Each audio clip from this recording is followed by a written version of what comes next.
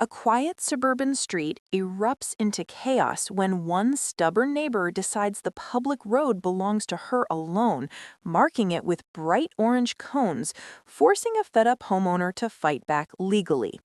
Let me start from the beginning. The first hint of trouble arrived on an unremarkable Tuesday morning, the kind of morning when the neighborhood still smelled faintly of dew and distant lawn sprinklers.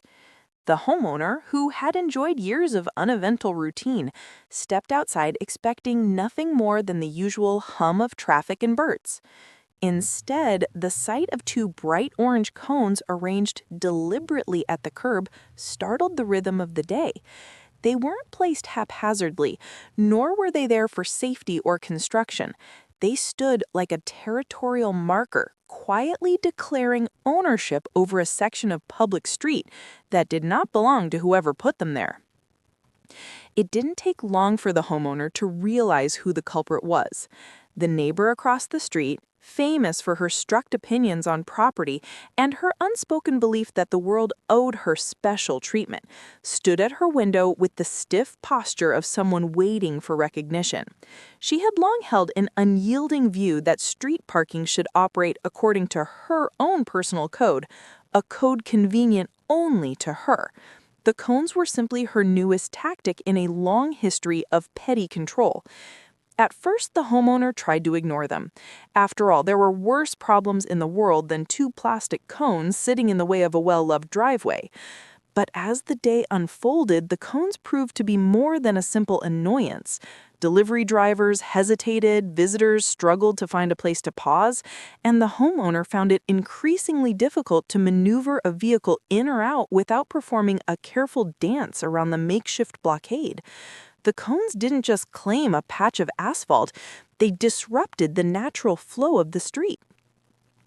Throughout the afternoon, the neighbor emerged several times, always glancing expectantly at the homeowner's reactions.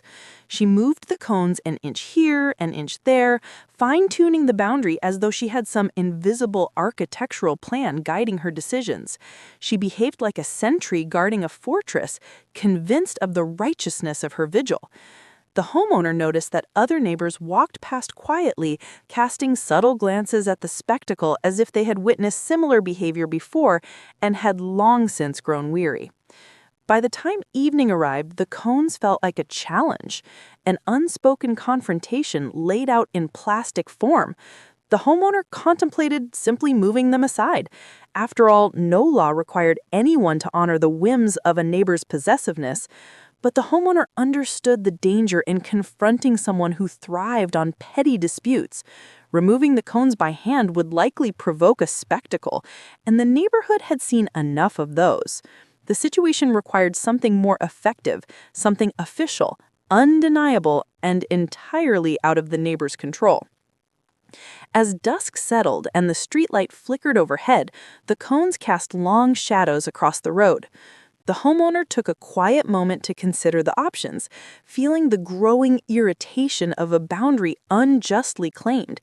The cones weren't just an obstruction, they were a symbol of entitlement, a reminder that the neighbor believed rules didn't apply to her. The homeowner realized that ignoring the issue would only embolden the behavior, paving the way for future problems far worse than two bright cones blocking a driveway. That night, the homeowner searched city regulations, curious about what constituted legal use of public streets. It didn't take long to find clear and decisive information. No resident had the authority to reserve a public roadway with personal items unless granted explicit permission from the city, typically for construction, events, or safety hazards. Unauthorized use of cones was not only improper, but explicitly prohibited. The rules were plain, and the homeowner felt a wave of relief wash through. There was a path forward, and it didn't require confrontation. The decision crystallized. If the neighbor wanted a battle over the street, then the homeowner would respond not with petty squabbles, but with documentation, facts, and the solid weight of municipal policy. The cones would be addressed, and they would be removed, but in a way that left no room for argument. And so, with the weight of the day settling into quiet determination, the homeowner prepared to make a call in the morning. The cones might stand overnight, but their reign would be short-lived. Morning arrived with renewed purpose. The homeowner stepped outside to find the cones still standing proudly, as if guarding sacred territory. The neighbor across the street pretended not to look, though her curtains parted just enough to reveal a sliver of curiosity. Her posture hinted at anticipation, as though she believed her display of authority had gone unchallenged and was growing stronger by the hour. The homeowner knew what needed to happen. With a steady breath and a sense of finality, the call was placed to the city's non-emergency line, calm, factual, and devoid of emotion. The operator listened attentively as the homeowner explained the situation. A neighbor using cones to block off part of a public street without permission. The operator confirmed immediately that the behavior was not allowed. It wasn't a complicated matter. City streets belonged to the public, and residents couldn't reserve them as though they were personal driveways. Within minutes, a city enforcement officer was dispatched. The homeowner felt a mix of satisfaction and nervousness. While there was nothing malicious about ensuring the law was followed, the presence of authority figures on a quiet suburban street always attracted attention, and this incident would be no exception. The city truck arrived, rumbling slowly down the road. A uniformed officer stepped out, clipboard in hand, surveying the area with professional neutrality. The cones stood out immediately, bright, unmistakable, and flagrantly misplaced. The officer's expression hardened with recognition, suggesting this wasn't the first time such an issue had arisen in the neighborhood. Neighbors emerged from their homes, pretending to check mail or sweep driveways. The atmosphere shifted into that familiar suburban tension, a mix of curiosity, vindication, and quiet amusement. Even those who remained out of sight pressed close to their windows, drawn to the unfolding drama like spectators at a low-stakes sporting event. Across the street, the problematic neighbor finally emerged. She strutted toward the officer with exaggerated confidence, arms folded tightly, chin tilted upward in practiced indignation. Her voice carried an unmistakable air of entitlement as she attempted to explain why she believed the cones belonged exactly where she had placed them. She gestured at imaginary parking problems, fictitious personal inconveniences, and vague justifications that seemed pulled from thin air. The officer remained unimpressed. After a brief, calm exchange, the neighbor's certainty began to crack. The officer pointed at the cones, then at the street, then at the regulations printed on the clipboard. The message was clear. The cones did not belong there, and her personal reasoning held no legal weight. The neighbor's expression twisted into a mixture of frustration and disbelief, as though she had never been so challenged before. The officer lifted the cones with deliberate finality. Their removal felt symbolic, a reassertion of order in an environment where disorder had been allowed to reign unchecked for too long. The cones were placed into the back of the city truck, secured and out of reach. The neighbor's posture deflated.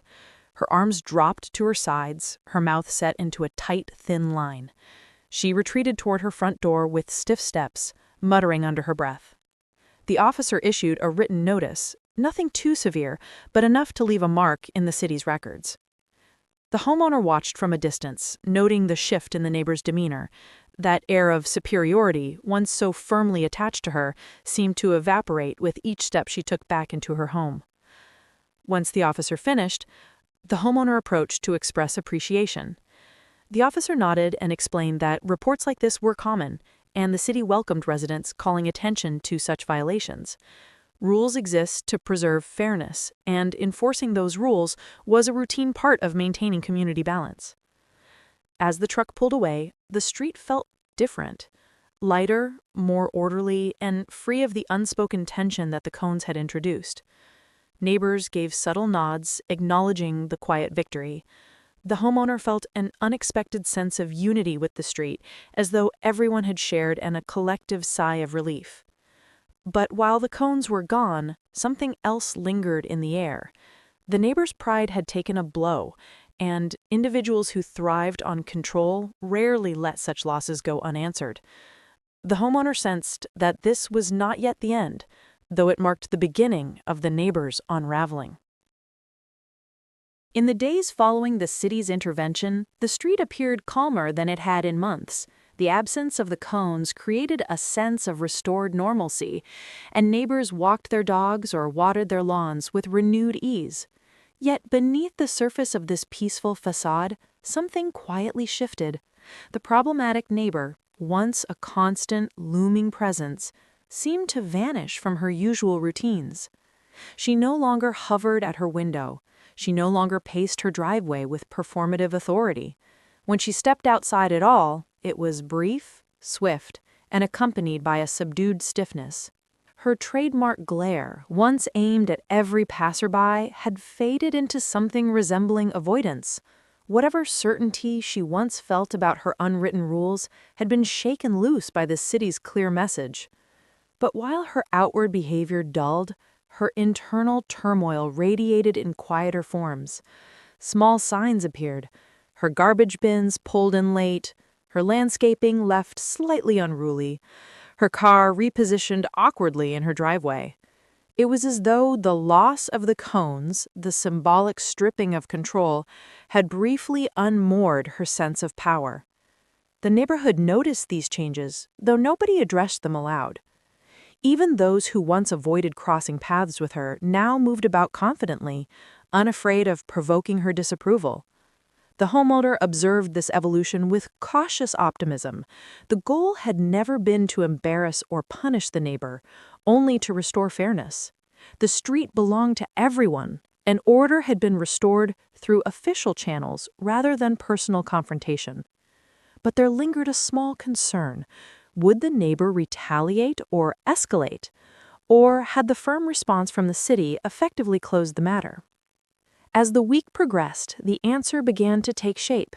The neighbor seemed to shrink into the background, as though recognizing that her self-appointed authority held no real weight.